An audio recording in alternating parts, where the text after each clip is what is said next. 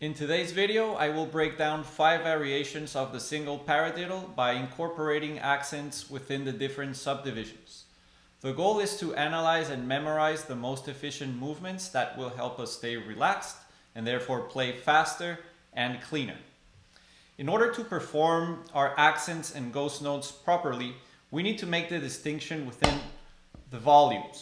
So we don't want to play anything in between for this exercise. In order to play all these notes accurately, we need to understand the 4 types of strokes.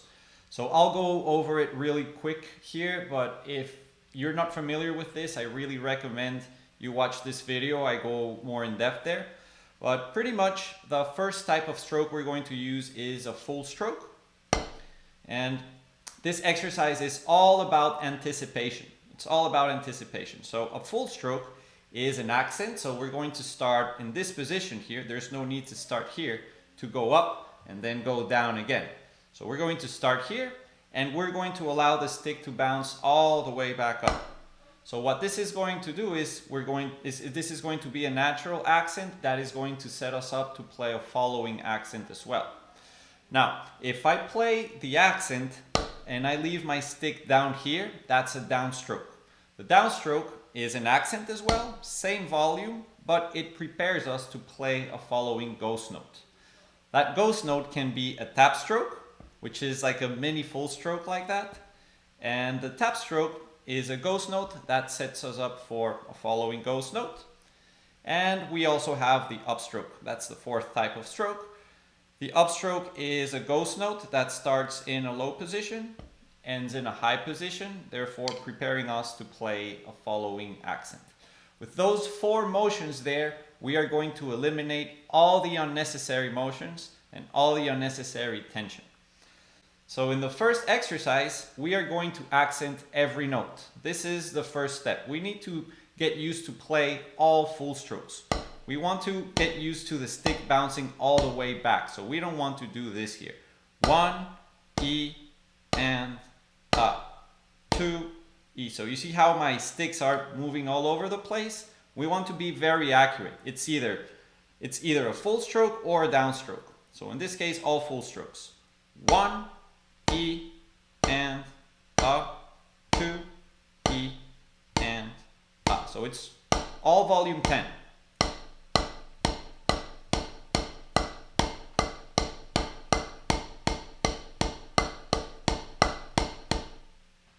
Okay, so that was the first step. In exercise number 2, all we have to do is accent the first note and then ghost all the rest of the notes. So we're going to play it like this. It's going to be a down, up, tap, tap, and then repeat with the left hand. Down, up, tap, tap. So what I'm doing there is I'm starting in this position right here. I don't want to start here and then go up and down again. My right hand is ready to play an accent here and my left hand is ready to play the ghost note. So the reason why I play a downstroke is because then I have 2 taps. So there's no reason for me to bounce back. So I play it down. Then the upstroke with the left hand is going to be a ghost note that is going to set me up for an accent with my left hand on beat 2, right after I play 2 taps here. And then I repeat, down, up, tap, tap. So what I recommend is that instead of memorizing right, left, right, right, left, right, left, left, let's just memorize the types of strokes. Down, up, tap, tap. Down, up, tap, tap. This can be confusing at first. So if this is happening where you're saying down and you play a full stroke and then it seems like your voice is giving a command that your hand is not following, just keep practicing. You have to stick to it. I promise you it's going to make a huge difference afterwards. You want your voice and your body to be completely in sync. That is definitely going to help you play more relaxed. So the exercise would go down, up, tap, tap, down, up, tap, tap, down, up, tap, tap, down, up. And this is probably the most common way of playing the paradiddle. It's very natural. And you want just one accent. You don't want this here. want it to be very clean.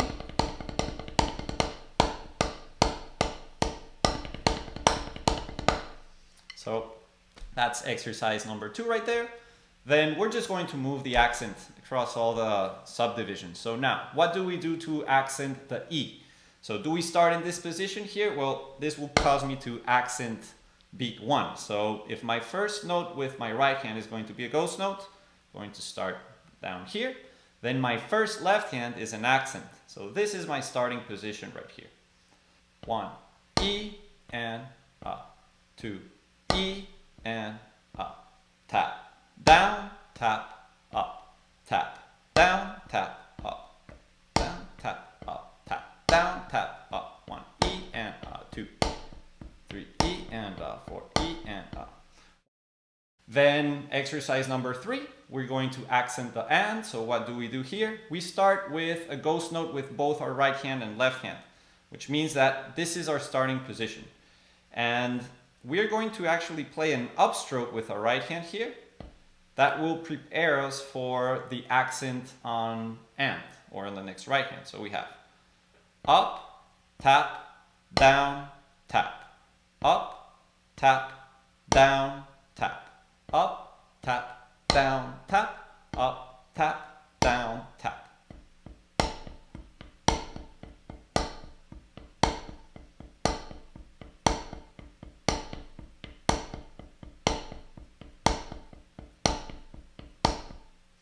All right, and we have one more.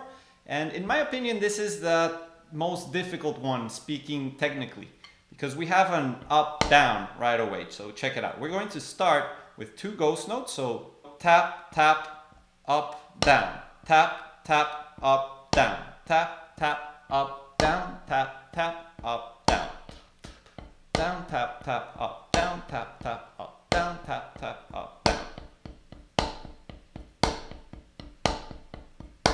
This one is a great exercise that will definitely help you improve your doubles, because this motion here is not very natural and we want to be able to work on this. We want to be able to accent the second double, but that's a subject for another time. So after you've practiced each one of these individually, what you want to do is you want to create a direct relationship between your accents and the proper motions. You want to get used to thinking ahead. That way, when you play a pattern like this, your body will automatically know when to play an upstroke and when to play a downstroke. That way, you're always prepared for what's coming next instead of trying to react in the last minute. That's going to cause tension. So that's the idea behind this exercise. I hope you find this really helpful. I know it doesn't seem like much, but it's going to make you think a lot, or at least I know it made me think a lot. Eventually, once you can play all of these exercises separately, the idea is that you can combine them together. So this is what I did here. In order to transition from one accent to the other, the last beat needs to change a little bit. For example, if I'm playing accents on the downbeat, and 2E and 3E and 4E and in the next measure I want to accent the E, I am going to have to modify that last beat. So beat 4 in this case, which is the left, right, left, left, because I'm not going to start with an accent with my right hand. So my right hand needs to stay here, and it's my last left hand, the A of 4, that had to come up like this. So 4, E, and A, and that sets me up to accent the E. So 4, E, and A, 1, E, and A. So if you do this for each one of them, this is how it looks like. Once again, at first it might seem like a lot to memorize, but there's no rush to learn this. You can really work on one of these at a time, once a day, a week. Doesn't matter, whatever it takes, but you definitely want to be able, you want to have the mental agility to jump from one accent to the other effortlessly without having to do last second adjustments that will have a direct effect on your tension. This is something that is still a bit fresh in my mind, so hopefully it's not too confusing.